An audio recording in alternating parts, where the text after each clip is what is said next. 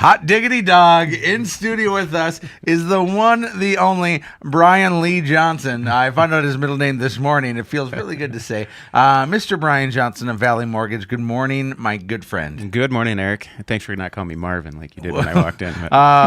It'll be Shirley by the end of the show here. Brian Johnson with Valley Mortgage. Today's show sponsor as well. We certainly are appreciative of that partnership. Brian, for those who are just new to real estate radio or haven't heard you on the show before, give us a little insight as to who you are and what you do. Sure. I'm with Valley Mortgage. We've been around since 1983. We're a locally owned mortgage company. So have you been a part of the company since 83? No, I have not. I think you were like 3 years old in 83, yeah, that's right. Yeah. Okay. No, I've been here for 10 and a half years. It's gone by really fast. So I've been in the mortgage industry for almost 15 years now. Wow. And this is a family business, isn't it, Brian? It is, yep. My dad started managing Valley Mortgage in 1988. So he's been around for a long, long time. And I thought that you guys started Valley Mortgage. we did not. Oh my gosh, but it's all yours now. Yep. Good. And now it's still a family business. You and your sister are a part of the Valley Mortgage empire, right? Correct, yes. My sister and I, and my dad is nearing retirement, so it'll be Your Angie dad, and I. I know your dad. I love your dad. He ain't ever leaving. That's true. Yeah. He's a fabulous man, and he cares so much about it. He's not going to step away. He's really passionate about our business. And yeah, I love it. I think you're just equally as passionate, and you've probably been getting some phone calls this week, Brian, haven't you? It's been a rough week, that's for sure. But Okay, why has it been a rough week? interest rates took quite a dip up after the election. A dip up. Yes. Okay. Or a jump down. Jump up. Okay. Yeah. We're dipping and jumping, but this time we jumped up. Correct. Yeah. How much did interest rates jump up in the last 7 to 10 days? They went up about a half a point or so. But if you look at it, we're really at about the same rate that we were this time last year. So we had for the last 6 to 12 months gift. We had a gifting opportunity, right? Because it was so crazy low. There was so much uncertainty in the world economy, U.S. economy, that, things got a little bit lower, uncertain. It was an election year. Rates are always kind of unsure what's going to happen during an election year. And then afterwards, now I think there's direction on where things are going to go in the future. I think they're going to taper out, though. We're going to see over the next month that rates will kind of calm down. The markets will even out. You think we're going to hold where we're at right now? I do. I think we are for a little while. I think the Fed will increase interest rates next month, and that will actually have a favorable effect on mortgage rates for the short term. And then we may see things go back up maybe a quarter or so in the first or second quarter next year.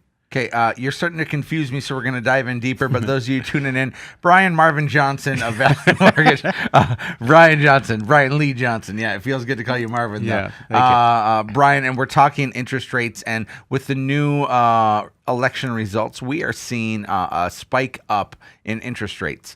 You said that the Fed is going to increase rates, and that's good for mortgages. Help me understand that. It puts some stability in the market, and what happens is mortgage interest rates tend to follow what the Fed does on a different level. Usually it's an interest rates point or two higher than what the Fed does. So, but historically speaking, anytime the Fed increases the short-term interest rate, for the short term, mortgage interest rates actually go down a little bit. Okay. And then they catch up down the road. So when the market kind of stabilizes and so you're saying that we will have a short-term gain for a little more long-term pain. Right. Okay. Yep. But we've been talking. I'm sorry to interrupt. But we've been talking about interest rates, Brian. trying to rise now for the last how many years has it been? 2-3 years, and we've had everything start going down. So we're seeing them actually catch back up to, like I said before, where we were a year ago. And we were talking a year or two ago about interest rates going back up into the 4s. We may actually see that getting into next year now, but that's still, historically speaking, very low interest rates. So let's keep that perspective. Most people right now, half of home buyers are millennials, which means that they weren't around in the early 80s necessarily to experience the rates that were there in the early 80s. Right. When Valley Mortgage opened in 83 and around that time, what in the world was happening with rates? Interest rates in the early 80s were probably 16 to 18%, and you had adjustable rate. I dry heaved a little bit of my breakfast pizza this morning. Yeah. You had adjustable rate mortgages in the 12 to 14%, and things started to come down, and as the mortgage industry started to evolve and you got more Wall Street involved to get more mortgage-backed securities and open the market up, interest rates started to come down, and we saw things come down into the 10% range and 7-8%. In early 2000s, I think rates were at around 7%. Okay. And we've had a steady or quick decline in rates depending on the year. But historically speaking, we're still below 4% today for a 30-year fixed. That's really a good rate. Historically, rates should be, if we look at the ups and downs, where's that historic line? Do we know what the average over the history is? I don't know if you can say that. You could say it's 6 to 7%, maybe even up to 8%, but we're in a different world market now than we ever have been. So we won't ever see things spike up to 12 to 18% again. I would be really surprised. Okay. Great way to not get pigeonholed there, because I teed it up for you to be quoting saying, no, we'll never go to 12%, and then somebody's going to hold you to that if it ever goes to 12%. That's right. You've heard enough on the election here to make sure you watch your sound bites. Yeah, that's right. I am not the one to watch sound bites. I can't watch my calories, Brian. Hey, this is important to note for people listening. Rates are going up, but it's still advantageous for home buyers and sellers to make a move. Why is that, Brian?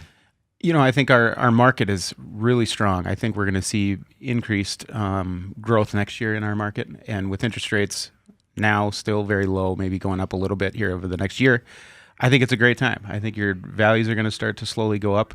We're going to have a lot more influx of people moving to the area, continued again. So I think it's a great time to buy. Okay. You're going to see buyers and sellers both winning. Brian Johnson with Valley Mortgage. We always love the insight that you do.